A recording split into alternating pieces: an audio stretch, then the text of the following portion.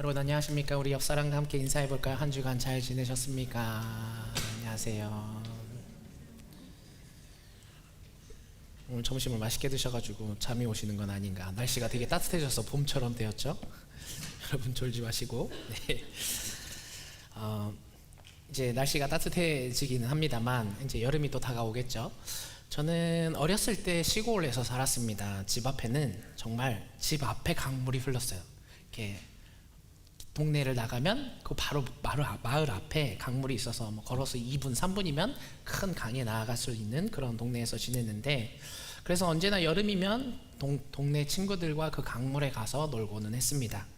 집 앞에 있기 때문에 초등학교 저학년 때부터 그냥 아무런 생각 없이, 큰 강이긴 했으나 위험하다 뭐 그런 생각 없이 그 강에 가서 놀던 그러한 시절을 보내곤 했습니다. 사실 이 강은 굉장히 큰 강입니다. 금강이라고 불리는 한국의 4대 강이죠. 그러니까 동네 앞에 강, 조만한 강이 아니라 진짜 큰 강이 흐르고 있었는데, 저는 그 강에서 초등학교 저학년부터 그냥 아무 생각 없이 수영을 하면서 살아왔죠. 참 지금 생각해보면 참 안전하게 잘 지내온 것이 감사하다라는 생각이 듭니다.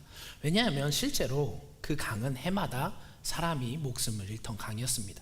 집 앞에서 누가 죽었다더라, 언제 누가 죽었다더라, 이런 얘기가 들려오는, 그래서 놀러오는 사람도 많이 죽어서 나갔던 그런 위험한 강이기도 했습니다.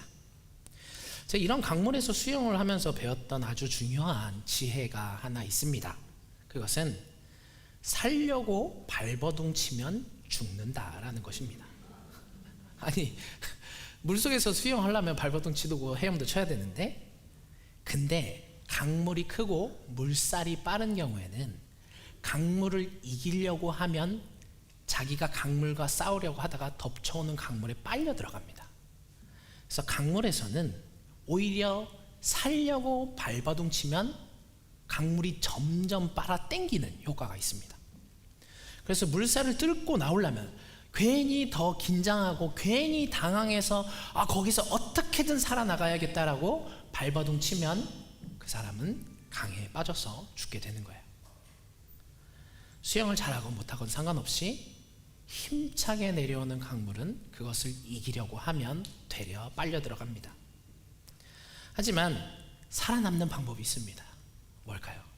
힘차게 강물이 흘러내려와도 거기를 헤엄쳐서 건너갈 수 있는 방법도 있고 살아남는 방법도 있어요. 어떤 방법일까요? 물론 헤엄치는 거 맞죠? 강물을 헤엄치는 건 맞지만 내가 강물을 이기려고 넘어가는 것이 아니라 그냥 흘러내려오는 강물에 몸을 맡기면 돼요. 그리고 물에 들어가 있었을 때 빠르게 내려오는 강물이다 할지라도 그냥 흐르는 강물 위에서 몸을 맡기고 천천히 그냥 팔만 건너편을 향해서 가다 보면 어느 순간 건너편에 가요. 이것이 물살이 센 강물에서 살아남는 방법이긴 합니다. 하지만 사실 다 알고 있어요. 알아도 빠져 죽어요. 왜일까요? 죽음이 다가오는 순간 두려워서 살고자 발버둥 치게 되는 게 인간의 본능이기 때문이죠. 그래서 위험한 강물에는 수영을 잘하든 못하든 아무래도 들어가지 않는 게 좋다, 뭐 이런 얘기를 하죠. 이러한 오히려 살려고 발버둥 치면 죽는 그러한 아이러니한 법칙이 세상에는 존재하는 것 같습니다. 우리가 살려고 발버둥을 치지만 오히려 거기에 삼켜버리는 일들이 사실은 세상에는 있는 것 같습니다.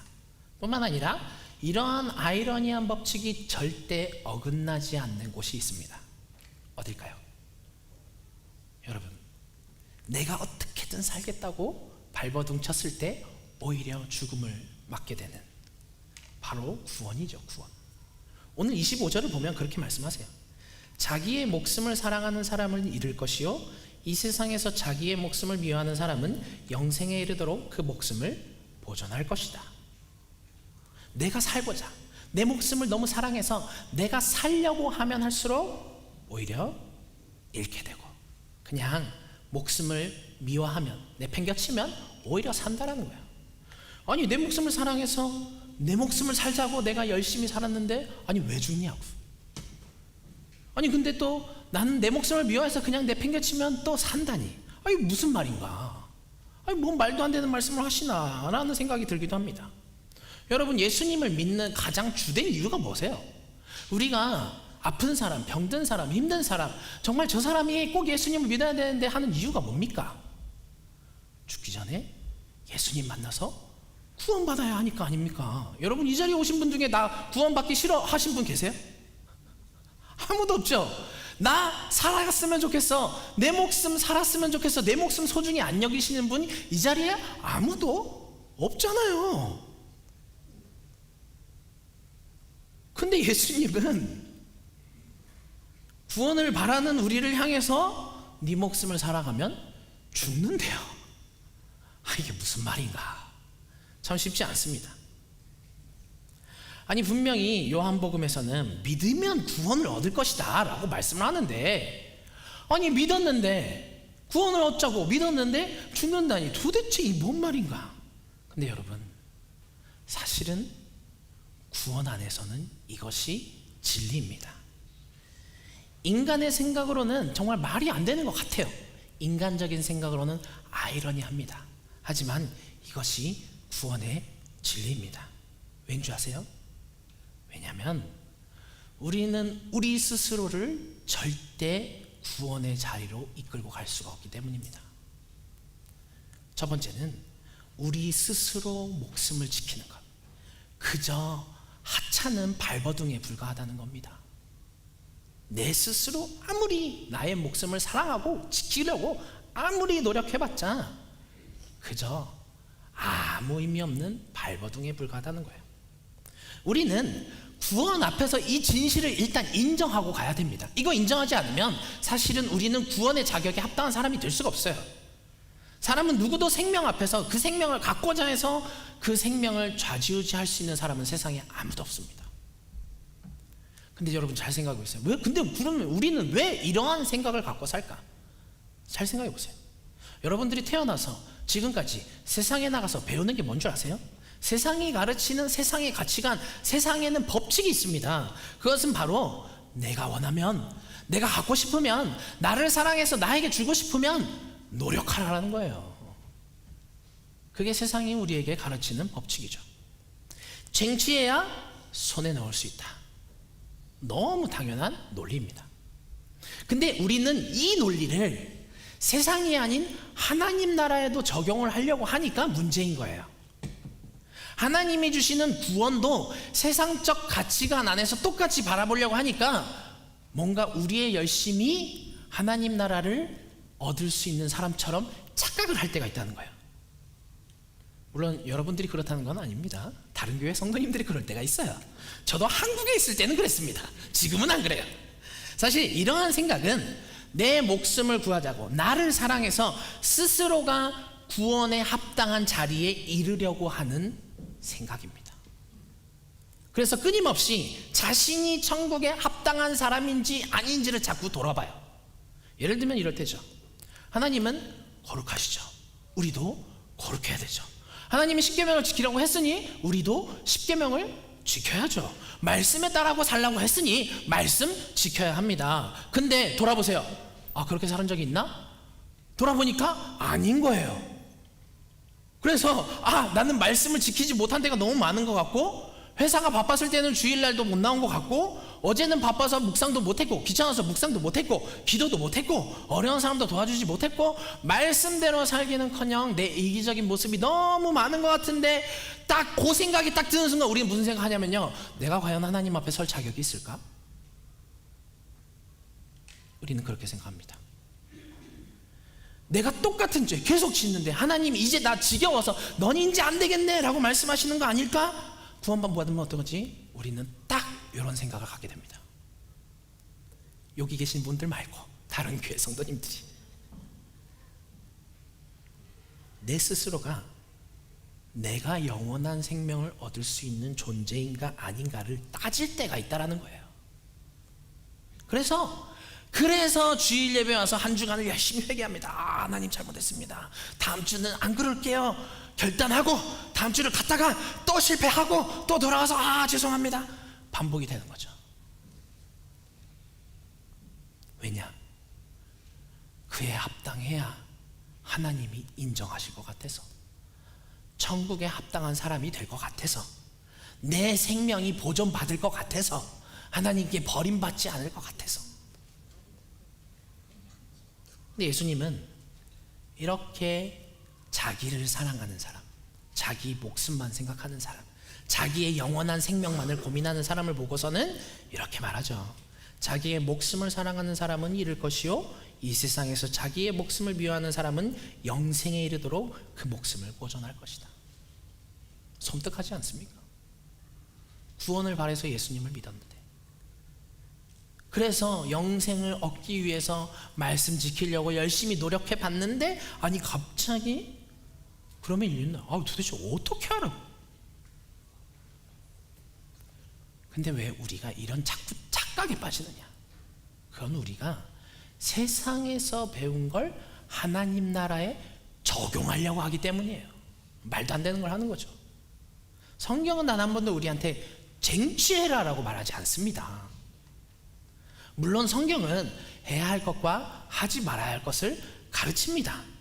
그럼에도 불구하고 성경이 말하는 건 뭐냐면, 인간이 가지는 것이 아니라 하나님이 주시는 것이다. 여러분, 창세기를 보세요. 공허했습니다. 아무것도 없었죠. 암흑과 혼돈 그 자체에서 하나님께서 빛이 있어라, 물과 공기와 생물과 살아있는 모든 것들을 만드셨죠. 사람도 만드셨습니다. 과학이 절대적으로 인정하는 사실이 하나 있습니다. 그것은 만물은 절대 그냥 생기지 않는다. 세상에 존재하는 모든 물체 에너지는 그 총합이 절대 변하지 않습니다. 이동할 뿐입니다. 그것을 질량보존, 에너지 보존의 법칙이라고 부르죠. 물질이 만들어지고 생경하고 성장하고 태화하고 사라지지만, 우리 눈에 보이는 그 모든 것들은 없던 것에서 생긴 것이 아니라 있던 것이 옮겨간다라고 얘기를 해요. 생명도 마찬가지입니다. 그 어떤 생명도 절대 그대로 그냥 생기지 않습니다. 모체가 필요해요. 근데 세상은 뭐라고 말하느냐? 인간의 능력이 아니고 그냥 옮겨가는 것들을 우리가 마치 내 것으로 만든 것처럼 네가 노력해서 얻은 거야 라고 말을 합니다. 우리가 노력해서 얻은 게 아니고요, 그냥 이동해 온 것 뿐이에요. 원래 있었던 것들. 우리는 이걸 착각하면 안 돼요. 그리고 성경은 선언합니다. 세상의 모든 것들의 시작은 하나님이 하셨다. 무에서 유를 창조하고 없던 것에서 모든 만물을 만들어서 우리에게 주셨다라고 얘기를 합니다. 그리고 그 말씀으로 세상을 창조하셨던 말씀이신 예수님께서 이 땅에 오셨을 때, 예수님도 우리한테 결코 없던 걸 스스로 가져라라고 하지 않습니다. 지난주에 조남수 목사님께서 7표적, 7선언을 말씀하셨습니다. 예수님이 보이신 7가지 표적, 예수님이 나는 뭐뭐이다 라고 선언하신 7가지, 그 7표적과 7선언에는 똑같은 공통점이 있어요. 주체와 객체입니다. 쉽게 얘기하면 주는 사람이 있고 받는 사람이 있다라는 거예요. 그리고 예수님이 언제나 주시는 분으로 등장하고, 언제나 객체는 주변의 그 사람들로 등장합니다. 7표적으로 예를 들면 물밖에 없었어요. 포도의 잔치자리인데 물밖에 없어요. 그 물밖에 없던 자리에서 물을 포도주로, 불가능을 가능으로 만드신 예수님이 사람에게 주십니다. 병든 몸밖에 없던 사람에게 그 병을 치료해서 건강한 몸을 주시죠. 먹을 것이 없어도 없는 가운데서 기적으로, 오병이어의 기적으로 사람들에게 먹을 것을 주십니다. 언제나 받는 건 사람이에요. 병들어 죽을 수밖에 없었던, 목숨을 잃었던 나사로도 생명을 얻죠. 7선언도 마찬가지예요. 나는 뭐뭇이다. 예수님이 주체시고 거기에 모두가 따라가는 객체입니다. 인간은 신이신 하나님 앞에서 대상이에요. 자기가 뭔가를 하겠다는 주체는 절대 될 수가 없어요. 이거는 복음서만이 말하는 게 아니라 이스라엘이 출애굽했을 때도 똑같아요. 백성들은 그때 애굽에서 가졌던 가치관을 그대로 가지고 가나안으로 가려고 했어요. 착각을 했단 말이에요. 근데 하나님이 광야에서 뭘 경험하게 하시느냐? 철저히 불가능한 상황에서 스스로 얻는 것이 아니라 주시는 분은 누구냐? 하나님이다라는 것을 경험하게 하시는 곳이 광야였어요. 근데 그들의 불신앙의 모습은 뭐였는지 아세요? 내가 애굽으로 돌아가면 나의 노동력을 지불해서 내가 고기와 물과 먹을 것을 충분히 얻을 수 있는데, 마치 자기에게 있는 자기 몸이 자기 것인 마냥 주신 분은 생각하지 않고 내가 얻을 수 있다라고 착각합니다. 이게 불신앙이죠. 얻은 게 아니라 이동일 뿐이에요. 노동력을 통해서 물체를 옮겨오는 것 뿐이죠. 하나님이 만드신 것을 우리는 그냥 이동할 뿐입니다. 근데 하나님은 내가 줄게 하시는데, 인간은 거기서 하나님 주십시오 하지 않고 내가 어떻게 하면 얻을 수 있을까만 고민하는 게 불신앙이라는 거예요. 마찬가지로 가나안 땅에 12정탐꾼을 보냅니다. 그리고 12정탐꾼들이 돌아왔을 때 10명이 반대합니다. 왜 반대했을까요? 우리가 그 땅을 쟁취할 수 있을까 없을까? 불가능하다가 결론. 그래서 우리는 애굽으로 돌아갈 거예요. 주시겠다는 하나님은 계신데 자기들은 자기들이 얻겠다라는 거예요. 이게 불신앙이에요. 정작 주시는 하나님은 깡그리 무시하고, 있는 둥 없는 둥 무시하고, 불가능해서 가능, 무에서 유를 창조하시는 하나님이 옆에 계셔서 주겠다고 하는데도 어떻게든 내가 얻어보겠다고 하는 거, 이게 불신앙이에요. 그래서 그런 불신앙의 1세대들은 가나안을 못 봤죠. 마찬가지로 우리는 이러한 개념 속에서 천국을 생각한다는 거예요. 나는 천국에 갈 수 있을까 없을까? 천국에 가기에 합당한 인간인가 아닌가? 나는 거기에 들어갈 능력이 있는가 없는가? 합격 점수를 딸 수 있는가? 결국 뭐로 가든 정상에만 가면 되지. 네가 예수를 믿어가든 내가 열심히 덕을 쌓아서 가든 거기만 가면 된대. 이게 세상이 말하는 천국을 향한 논리예요. 우리는 주시는 하나님, 만드시는 하나님은 무시하고 어떻게든 스스로 얻어보겠다고 내 목숨을 사랑합니다. 근데요, 사람은요, 이동만 하지 무에서 유를 못 만들어요.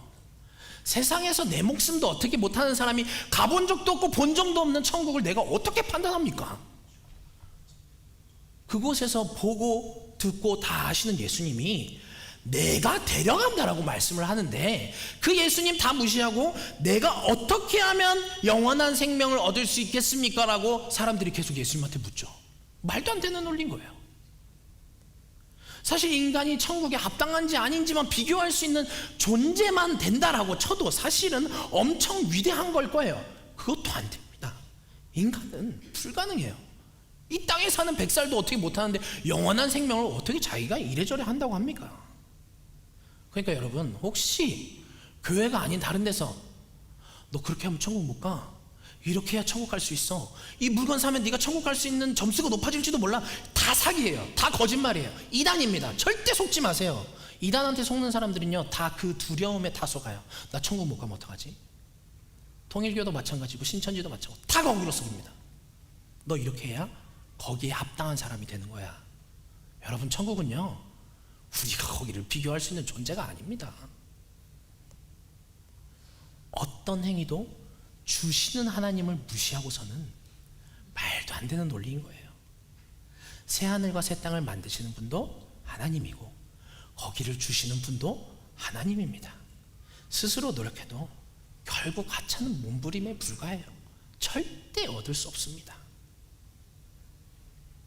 그냥 그 앞에서 뻗대고 있는 것 뿐이에요. 내가 어떻게든 해보겠다고. 과연 하나님은 그런 사람들에게 목숨을 주실까요? 안 주시죠. 자기 스스로 자기의 목숨을 사랑해서 자기 스스로 어떻게든 해보고자 하는 사람들 다 잃게 된다는 거예요. 그래서 예수님은 32절에서 이렇게 얘기하는 거예요.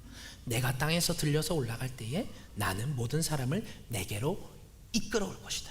주체는 예수님입니다. 두 번째는, 그래서 그러면 우리가 어떻게 우리의 목숨을 미워야 되는, 어떻게 자기 부정을 해야 되는?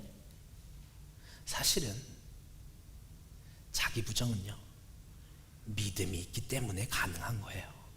여러분, 믿음이 없으면 자기 부정은 불가능합니다. 여러분, 예수님은요, 분명히 예수님 스스로가 요한복음 3장 16절에서 하나님께서 세상을 이처럼 사랑하셔서 외아들을 주셨으니 이는 그를 믿는 사람마다 멸망하지 않고 영생을 얻게 하려는 것이다 라고 말씀을 합니다. 믿는 사람마다 영생에 이르는 목숨을 얻는다라고 말씀을 해요. 근데 왜 12장에 와서는 왜 이제 와서 딴소리이십니까? 라고 생각이 들 수도 있어요. 사실 이러한 의미로 말씀하시는 경우가 요한복음만 있는 건 아닙니다. 마태복음 16장 24절부터 25절을 보면 예수님은 제자들에게 이렇게 말씀해요. 누구든지 나를 따라오려거든, 오늘 말씀에서 예수님이 말하죠. 나를 따라와야 살 것이다 라고 말씀하죠. 자기를 부인하고 제 십자가를 지고 자기 목숨을 버려라는 거죠. 나를 따라오너라. 누구든지 자기 목숨을 구하고자 하는 사람은 잃을 것이요 나 때문에 자기 목숨을 잃는 사람은 찾을 것이다. 똑같은 말씀이에요. 표현을 바꾼 것뿐이에요. 이 말씀을 보면 요한복음 12장과 이 마태복음 16장을 보면 결론적으로 우리가 믿음으로 구원에 이르는 것이 아니라 우리 스스로 목숨을 버리기까지 스스로를 부인해서 예수님을 쫓아가야 영생에 이룰 수 있다, 천국에 갈 수 있다는 말처럼 들려요. 그러면 믿어서 천국 갑니까? 아니면 자기 부정을 하고 십자가를 지고 죽음을 향해 나아가는 그 행위로 천국을 갑니까? 어디죠? 여러분 어디예요? 뭐가 맞습니까? 뭔가 말이 안 돼. 오류인 것 같고 역설인 것 같고 말도 안 되는 것 같고 도대체 뭐지? 라는 생각이 듭니다. 그래서 마치 이러한 삶을 뭔가 믿으면 되는데 근데 또 아닌 것 같은데 행위가 필요한 것 같은데 해서 우리는 마음에도 없는 헌신을 해야 될 것 같고 마음에도 없는 봉사를 해야 될 것 같고 마음에도 없는 그 삶을 열심히 지켜야 할 것 같다라는 그 행위에 집착하게 되죠. 하나님이 우리에게 주신 마음, 은사에 따라서 하나님이 가라 하시는 것이 아니라 스스로 막 뭔가를 하려고 합니다. 근데 우리가 절대 착각하면 안 되는 것, 그것은 예수님이 말씀하는 자기 부정, 목숨을 미워하는 것, 십자가, 예수님을 따라간다라는 것, 그거는 예수님이 말씀하시는 것은 너네가 그렇게 해야 구원에 이른다라는 그 얘기를 하시는 게 아니에요. 믿음과 자기 부정은 사실은 다른 말이 아니에요. 믿음이 곧 자기 부정이에요. 자기 부정이 없으면 예수 그리스도를 받아들일 수가 없어요. 사실은 자기 부정과 믿음은 같은 것이고 자기 부정이 되지 않으면 예수 그리스도를 믿음으로 구원을 얻는다는 단순한 복음의 진리를 못 받아들입니다. 이게 사실 예수님이 말하는 역설의 은혜예요. 이 역설의 은혜를 이해하려면 이 12장의 내용을 좀 볼 필요가 있거든요. 예수님께서 미랄의 비유와 죽음을 말씀하고 계시죠. 그리고 제자도를 설명하세요. 제자들의 삶 역시 이렇게 해야 한다라고 20절 이하에서 말씀을 하시죠. 근데 이 배경을 보면, 예수님과 제자들이 이 대화를 하는 배경을 보면 그 배경에 뭐가 있었느냐? 세상 권세가 있었어요. 마지막 십자가에 달리시기 전에 예수님이 이제 노새를 타고 예루살렘으로 올라가십니다. 나귀를 타고 오르실 때 예수님을 보면서 사람들은 와 환호합니다. 우리의 왕이 오셨다. 우리를 구원하실 왕이 오셨다. 무슨 구원이냐? 로마로부터의 통치, 400년 동안 잃었던 나라를 구해줄 왕이 오셨다라고 막 환호하기 시작합니다. 막 기적을 나타내고요, 능력을 나타내고요, 모든 것이 가능할 것 같은 메시아가 오셨는데 그 메시아는 누구냐?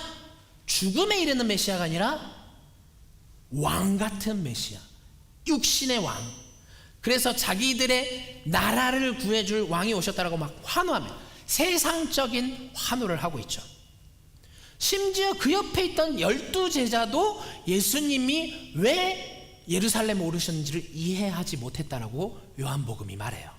12제자도요 예수님이 어떠한 마음으로 오르셨는지 몰랐다라고 얘기를 합니다. 제자들은 몰랐어요. 예수님이 십자가에 달려서 돌아가실 때까지 몰랐습니다. 그리고 오늘 19절을 보면 예수님을 막 너무 싫어해서 죽이고자 안달난 바리새인들이 이렇게 얘기해요. 이제 다 틀렸어. 보시오, 온 세상이 그를 따라가서 막 모든 사람이 예수님께 열광하고 있다라는 얘기죠. 그래서 막 자포자기할 것 같은 그런 내용이 나와요. 뿐만 아니라 오늘 말씀을 보면 그리스 사람조차도 예수님을 만나고 싶어 했어요. 문맥적으로 볼 때 예수님을 미워해서가 아니라 그 대단한 사람 한번 만나보고 싶어서 만나고 싶다라는 얘기를 합니다. 그러니까 그 말을 하자면 딱 요때까지는 세상이 예수님을 통해서 환호하고 있었던 거예요. 세상 권세를 예수님이 마치 얻으신 것 같은 상황이 된 거예요. 근데 그 자리에서 예수님은 딱 그 그리스 사람들이 만나고자 할 때 뭐라고 말씀하느냐? 나의 때가 왔다. 그 다 따르고자 하는 사람들을 버려두고 죽음의 자리로 갑니다. 여러분, 사람은요, 자리가 사람을 만드는데, 막 사람들이 나를 통해서 막 환호하고 열광하고 있을 때 거기서 저는 이제 당신들을 버려두고 죽으러 가겠습니다 하는 사람 있겠어요? 사람들이 나를 보면서 막 추앙하고 있는데 나는 오늘 죽을 겁니다 말할 사람이 세상에 어디 있습니까? 이건요, 사람에게는 불가능한 걸 예수님이 여기서 내 때라고 딱 결단을 하시는 거예요. 그래서 12장 42절부터 43절을 보면 사실은 그 자리에 예수님을 믿던 사람이 더 많았다라고 요한이 증언을 합니다. 근데 그 사람들이 왜 예수님 앞에 못 나갔느냐? 하나님의 영광보다 사람의 영광을 더 사랑해서. 사람은 그렇습니다. 사람은 사람의 영광을 사랑하는 자리로 갈 수밖에 없는 게 사람이에요. 내가 가진 거 잃을까봐 안절부절하는 사람이 사람입니다. 여러분, 당시 지도자들만 그랬을까요? 12제자도 몰랐다고 하는데, 만일 우리가 그 자리에 있었다면 우리는 십자가를 향해 가시는 예수님을 따라갈 수 있었을까요? 내가 죽으러 가겠습니다 할 수 있었을까요? 아니요. 단언컨대 한 사람도 저는 못 따라간다고 생각합니다. 12제자 다 도망갔어. 3년 동안 예수님을 옆에서 봤던 사람들도 다 도망갔는데, 여러분, 우리 한 번도 본 적 없는 예수님 따라갈 자신 있으십니까? 인간적인 마음으로는요 안 돼요. 사람의 영광을 잃어버리는 일도 쉽지 않은데 어떻게 환호하는 가운데 내가 죽으러 갑니까? 이건요, 사람에게 불가능하니까 예수님이 말씀하시는 거예요. 콕 집어서 인간은 불가능하니까 오히려 그렇게 말씀하시는 거예요. 인간이 스스로는 절대 영생에 이를 수 없다라는 거예요. 심지어 죄 없던 예수님도, 신이셨던 예수님도 그 십자가를 향해 갔을 때는 이렇게 말해요. 지금 내 마음이 괴로우니 무슨 말을 하여야 할까? 아버지, 이 시간을 벗어나게 해주십시오 하고 말할까? 이게 인간의 마음이죠. 하지만 죄가 없을 때 이 단어가 나와요. 아니요, 나는 바로 이 일 때문에 이때에 왔다. 죄가 없어야 돼요. 죄가 없어야 사람의 영광이 아닌 하나님의 영광으로 우리의 모습을 옮기게 됩니다. 그리고 나서 예수님이 내가 땅에서 들러올려 갈 때에 나는 모든 사람을 내게로 이끌어 갈 것이다 라고 말하죠. 여러분, 예수님은 어떻게 세상 권세를 버리고 십자가로 갔을까요? 세상의 영광이 아니라 하나님의 영광을 생각했기 때문이에요. 너무 괴로워서 도망치고 싶었던 마음을 표현하실 만큼 그 예수님도 하나님의 영광을 생각하면 세상 영광 버리고 그 자리로 간다라는 거예요. 이게 자기 비움이고요, 나의 목숨을 미워하는 것이고요, 예수님을 따라가는 거예요. 이거 하실 수 있는, 인간적으로 하실 수 있는 분 있다고 생각하세요? 아무도 못합니다. 여러분, 왜 물에 빠져 죽을 때 알면서 빠져 죽는지 아세요? 당황하면요, 내 목숨 살리고자 발버둥 치는 게 인간이에요. 죽음 앞에서는요, 자기 자식도 먹는 게 인간이라고요. 로마 역사가 실제로 말을 합니다. 인간은요, 죽음 앞에 섰을 때는요 무조건 도망칩니다. 그러면 왜 자기 비움이 믿음인 줄 아세요? 내가 나를 버려도, 내가 죽음의 자리에 나아가도, 내가 그 어떤 길을 간다 할지라도 하나님께서 나를 이끌어 오실 것이라는 그 믿음이 있기 때문에 우리는 자기 부정이 가능한 거예요. 그 믿음이 없으면요, 자기 부정은 불가능합니다. 그러니까 영생에 이르는 것은요, 하나님이 우리를 택하셨기 때문에, 믿음을 허락하셨기 때문에, 내가 너를 사랑한다. 그래서 로마 8장 38절에서 바울이 이렇게 얘기하죠. 죽음도 삶도 천사들도 권세자들도 현재일도 장래일도 능력도 높음도 깊음도 그 밖에 어떤 피조물도 예수 그리스도 안에 있는 사랑, 내가 하는 것이 아니라 예수님이 나를 붙드신 그 사랑 안에서는요 아무것도 못 끊습니다 라고 고백을 하는 거예요. 그리고 로마 9장 3절을 가면 바울이 뭐라고 고백하는 줄 아세요? 바울이 9장 가면요, 절대 끊을 수 없습니다 고백했던 바울이 9장에서 나의 동족을 위해서라면 그리스도에서 사랑에 끊어져도 나는 좋습니다 라고 고백을 해요. 어떻게 그런 고백이 되는 줄 아세요? 나의 목숨을 버릴 수 있는 고백이 되냐고요? 이 믿음이 있기 때문이에요. 이 믿음이 없으면요, 자기 부정은 불가능합니다. 그리고 이 믿음은 나를 사랑하는 마음, 내 생각에서는 절대 불가능한 거예요.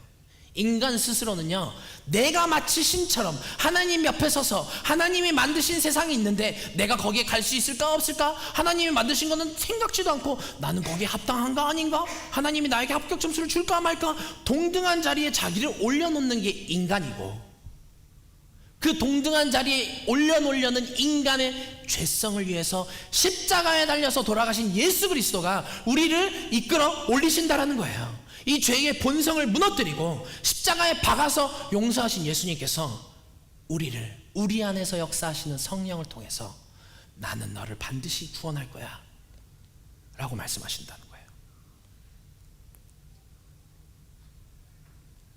죄 용서를 통해서 우리 안에 계시는 성령님께서 역사하셔서 나를 사랑하셔서 내 인생을 이루고자 하시는 그 능력이 나의 스스로보다 훨씬 더 대단하다라는 그 믿음이 있을 때, 신뢰가 있을 때 우리는 하나님이 가시는 길을 나도 갑니다 라고 고백할 수 있는 거예요. 왜냐면요, 신뢰하니까. 세상 권세를 사랑했던 우리를 하나님 영광 사랑할 수 있도록 바꿔주시고, 나아가는 나는 죽고 내 안에 예수 그리스도로 인해 살아갑니다라고 고백할 수 있는 그 번뇌의 자리, 고통의 자리, 이웃사랑의 자리로 우리의 삶을 인도해 주시는 분은 내가 아니라 내 안에 계신 성령님이라는 거예요. 그렇기 때문에 우리는 나를 비워야 된다는 거예요. 다시 한번 정리해서 정확히 말씀드립니다. 내 목숨을 미워할 수 있다는 건 나를 미워해도, 내 목숨을 내가 미워한다 해도 절대 버리지 않을 하나님의 사랑, 그 믿음에 근거하기 때문에 가능합니다. 그리고는 그건 동시에 무슨 마음이냐, 내 마음 버렸으니까 내 안에서 구원받기를 간절히 원하시는 하나님의 사랑이 우리를 예수님의 자리로 이끌어 주시는 거예요. 여러분, 내가 사랑해서 세상 사람 절대 못 사랑합니다. 여러분, 솔직히 말씀드릴게요. 제 안에 고민이 있어요. 제 안에 고민이 뭔지 아세요? 제가 사람을 잘 사랑하지 못하는 게 고민이에요. 인간적인 사랑, 그걸 벗어나지 못하는 게 제 안에 고민입니다. 근데 그것을 넘기게 하시는 분이 하나님이라는 거예요. 나는 불가능하나 그 일을 향해서 부르시는 분, 나는 할 수 없으나 그 길을 가게 하시는 분, 그분이 우리 안에 계신 성령님이라는 거예요. 그것을 언제 제자들이 깨닫느냐? 성령이 기억하게 하셨을 때 제자들이 깨닫습니다. 내가 고난의 길을 가도 하나님이 말씀하신 이웃을 사랑하는 것도, 이 은혜의 강물 속에서, 흘러넘치는 강물 속에서 내가 나를 신뢰하고 맡겼기 때문에 가능한 거예요. 거기에서 나 목숨 살겠다고 발버둥 치면 우리는 죽습니다. 여러분, 이게 역설의 은혜예요. 인간적인 마음으로 보면 말도 안 돼요. 근데 여러분 안에 성령이 계셔서 그 성령을 통해서 바라볼 때 가능하다라는 걸 보게 하시는 분, 이게 역설의 은혜입니다. 성령이 계시기 때문에 깨달을 수 있는 거예요. 그래서 우리는 이 성령에 끌려서 부르심의 자리로 갑니다. 나를 버렸기 때문에 성령이 가라고 하시는 곳으로 갑니다. 그리고 내가 그 자리에 가서 내가 하는 것이 아니라 주시는 능력에 의해서 하나님이 무엇을 하시는지를 보게 됩니다. 내가 하는 게 아니에요. 내가 자랑할 것은 하나도 없습니다. 내 안에 계신 예수님께서 나를 통하여서 무엇을 하셨는지 우리는 보는 거예요. 여러분, 우리가 해야 하는 일은 뭔지 아세요?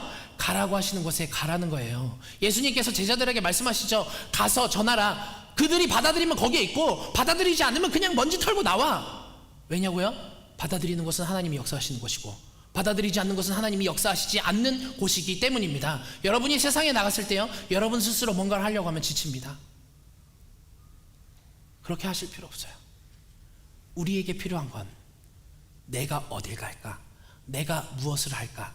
나는 무엇을 먹지? 나는 노후를 위해서 뭘 준비해야지? 버리고 내 안에서 말씀 묵상하고 기도하고 성령님과 감동 감화되었을 때 어딜 가기 원하시는지, 그곳이 고난의 자리라도 내가 거기에 있기를 원하시는지, 그곳에서 우리는 하나님의 영광을 볼 줄로 믿습니다. 내가 하는 것이 아니라, 내가 바라본 것이 아니라 성령이 가라고 하신 곳에서 하나님께서 계획하신 일들을 우리는 한 주간의 삶에서 볼 줄로 믿습니다. 그러기 위해서 필요한 게 나의 비움이죠. 여러분, 한 주간의 삶이 여러분이 하신 거 말고 하나님이 계획하시고 여러분을 통해서 이루는 걸 풍성히 봤으면 좋겠어요. 여러분, 오늘 히메노가 좋은 간증 해줬죠. 히메노가 지시에 자기가 가려고 해서 갔습니까? 아니죠. 마네키 부르심에 따라서 갔습니다. 히메노가 거기서 자기 있는 자리를 지키기 위해서 자기 공부했죠, 물론. 근데 자기의 능력으로 미국 갔습니까? 아니죠. 하나님이 부르신 곳에 따라갈 때 하나님은 그곳에서 히메노의 인생을 위해서 준비해 놓으신 것이 있다는 거예요. 그리고 그것을 통해서 하나님의 영광을 나타내시죠. 여러분의 인생에도 가능합니다. 이번 한 주 가능합니다. 그 믿음 가지고 세상으로 나갔으면 좋겠습니다. 우리 함께 기도했으면 좋겠습니다. 주님, 사람은 스스로 계획하지만 사실 그 일을 이루시는 분은 주님이십니다. 우리의 계획, 내 뜻, 내가 원했던 것, 내가 이루고자 했던 것들을 내려놓고 우리 안에서 성령님께서 부르심의 자리로 나아가게 하여 주옵소서. 그 부르심의 자리에서 하나님의 계획을 볼 줄로 믿습니다. 하나님, 우리를 통하여 이루시는 역사를 만날 줄로 믿습니다. 주님, 한 주간의 삶에 우리를 그 자리로 불러주옵소서. 우리 함께 기도하며 나아가겠습니다.